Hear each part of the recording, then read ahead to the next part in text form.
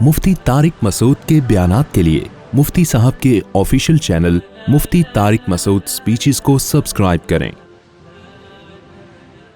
ہاں، میں اس کی بات کر رہا تھا کہ با اخلاق عورت، اس کو نہیں کہتے کہ تھینک یو سے بات کرے ہر ایک سے۔ با اخلاق عورت جو کہ ہوتی ہیں بہت ساری غیرت مند خاندانوں کی، وہ جب میاں بڈھا ہو جاتا ہے، ویسے تو ہوتا بوڑھا ہے لیکن میں اس کو بڈھا جان کر کہہ رہا ہوں کیونکہ لگتا بوڑھا نہیں ہے، بڈھا لگ رہا ہوتا ہے بیچارہ، وہ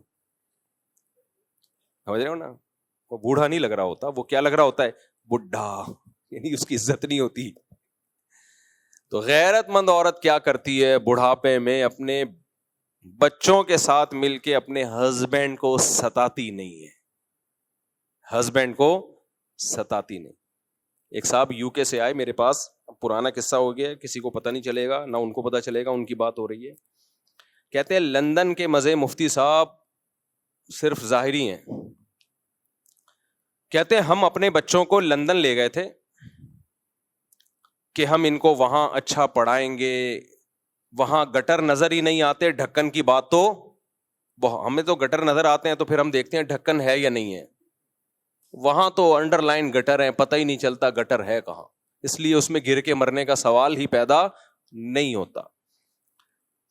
تو سڑکیں اور زبردست انوائرمنٹ، یہ خود اپنی کارگزاری مجھے سنا رہے ہیں، وہ کہہ رہے ہیں میں یہاں اپنے بچوں کو اچھا پال سکتا تھا۔ میں نے کہا اچھا نہیں، بہت اچھا، بچوں کو پالنے کے لیے کہاں لے کے جاؤ؟ لندن۔ بیوی کو بھی بچوں کو بھی کتنا خرچہ کیا کہ اس ماحول میں اپنی وائف کو اور بچوں کو پالوں گا تاکہ لگے کوئی پڑھے لکھے لوگ ہیں۔ بیچارے ادھر ہی آئے تھے جب میں نے مرغیاں نہیں رکھی ہوئی تھی یہاں پہ۔ ہماری جو ہسٹری ہے نا وہ مرغیوں سے اٹیچ ہے۔ یہ اس دور کی بات ہے جب یہاں مرغیاں ہوا کرتی تھیں۔ یہ ایک درد دل ہے۔ لوگ اپنے بتاتے ہیں نا عید سے پہلے کی بات ہے یا شادی سے پہلے کی بات ہے یا فلاں واقعہ، تو میری نظر میں ایک عظیم واقعہ تھا جب یہ یہاں مرغیاں، تو اب میں لوگوں کو ہسٹری ایسی بتا رہا ہوتا ہوں، یہ مرغیوں سے پہلے کا واقعہ ہے، یہ مرغیوں کے بعد کا واقعہ ہے۔ تو یہ اس دور کی بات ہے جب یہاں مرغیاں ہوا کرتی تھیں۔ تو وہ آئے مجھے کہنے لگے مفتی صاحب اتنا خرچ کیا میں نے بیوی پہ، بچوں پہ، اور وہاں لے جا کے ان کو سیٹل کیا، لیکن وہ ذرا ضرورت سے زیادہ ماڈرن ہو گئے، اور اب میں جب ریٹائر ہوا ہوں تو میری 2 ٹکے کی حیثیت میرے گھر میں بولو نہیں، کیونکہ تربیت تو ہے نہیں۔ انگریز تو یہ سکھاتا ہے کہ اگر آئس کریم بچے نے ماں سے منگوائی اور ماں نے نہیں دی تو پولیس بلا کے کمپلین کرو۔ جو انگریز بچوں کی یہ تربیت کر رہا ہو، جب بچے ماں کے محتاج ہیں اس وقت یہ سکھا رہا ہو، تو جب ماں کے محتاج نہیں ہوں گے اس وقت کیا سکھا رہا ہوگا؟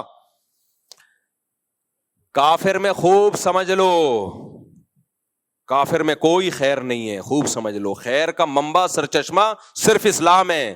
چند ظاہری رویوں کو انہوں نے اخلاق کا نام دے دیا ہے، یہ کوئی اخلاق نہیں ہے۔ یہ مینرز تو ہر ایک میں پیدا کیے جا سکتے ہیں ایزیلی، تھوڑی سی ٹریننگ دو، تھینک یو آ جائے گا زبان پہ۔ قربانی دینا دوسروں کے لیے، مال اور جان قربان کرنا اپنی ماں کے لیے، اپنے باپ کے لیے، اپنے رشتوں کے لیے، یہ اس سوسائٹی کو اس کی ہوا بھی نہیں لگی ہے۔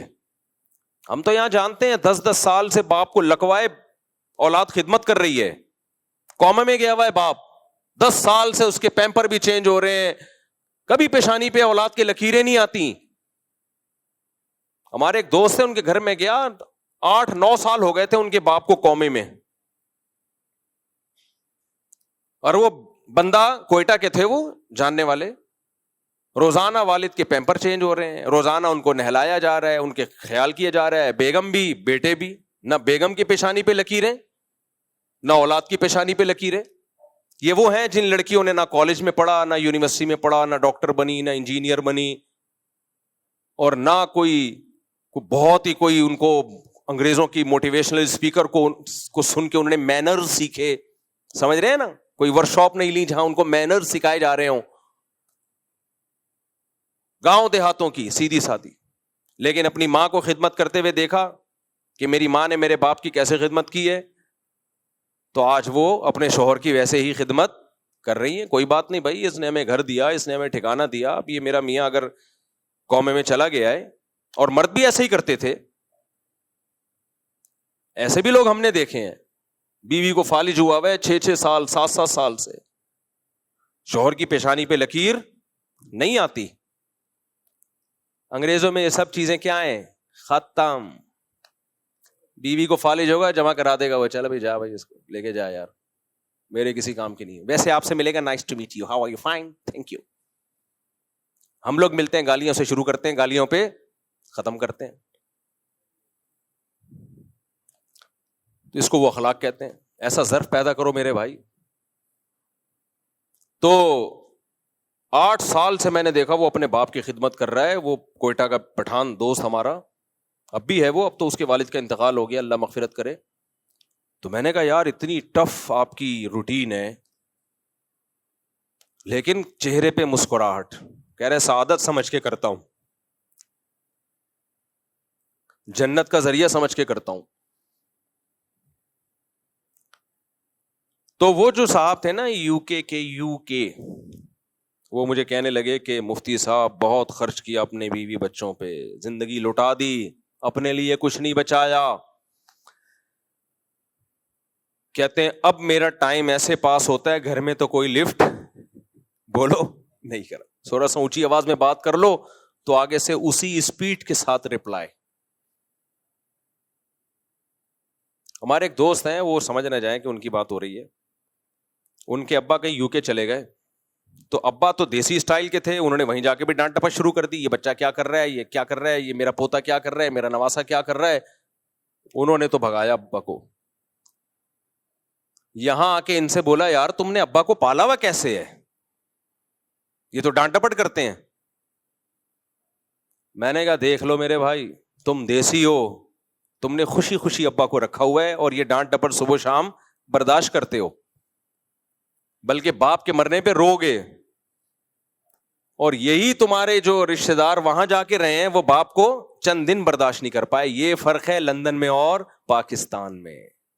ہم ڈھکن لیس, گٹر ڈھکن لیس لوگ ہیں, لیکن اخلاق لیس بولو نہیں ہے. یہ جو ہمارے گٹروں کے ڈھکن نہیں ہے, یہ تو ہمارے حکمرانوں کی وجہ سے نہیں ہے بھائی,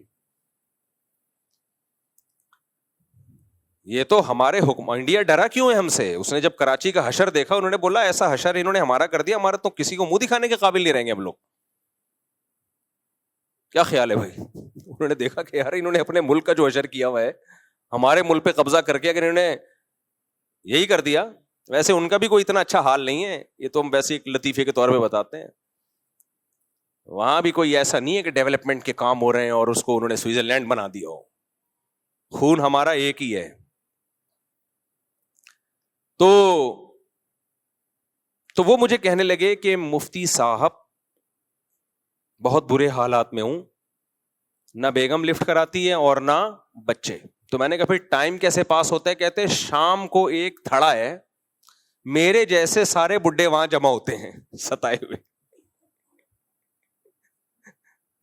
میرے جیسے سارے بڈھے وہاں بولو جمع ہوتے ہیں, جو کہہ رہے سب کا تقریباً یہی حال ہے, الا یہ کہ کسی کو اللہ نے دین پہ چلنے کی توفیق عطا فرمائی ہو. تو سارے بڈھے جتنے بھی ہیں جو ریٹائر ہو گئے, جاب سے ریٹائر ہونا تو سمجھ میں آتا ہے, گھر سے بھی ریٹائر ہو گئے. کہہ رہے ہیں جب تک کھلا پلا رہے تھے تو تھوڑی بہت عزت تھی, اب اس سے گئے. یہی حال باپ کا بھی ہوتا ہے, اور جب ماں زیادہ بوڑھی ہو جائے گی نا, اس بیچاری کا بھی یہی حال ہونے والا ہے, پھر اس کا بھی یہی ہونے والا ہے. تو پھر وہ اس کو کہہ رہے ہیں کہ ہم سارے بڈھے ایک جمع ہوتے ہیں, پھر اپنا دکھ اور درد شیئر کرتے ہیں ایک دوسرے کے ساتھ. بتا آج تیری کتنی بےزتی ہوئی گھر میں؟ وہ کہتا ہے میری اتنی بےزتی ہوئی. بتا تیری کتنی بےزتی ہوئی؟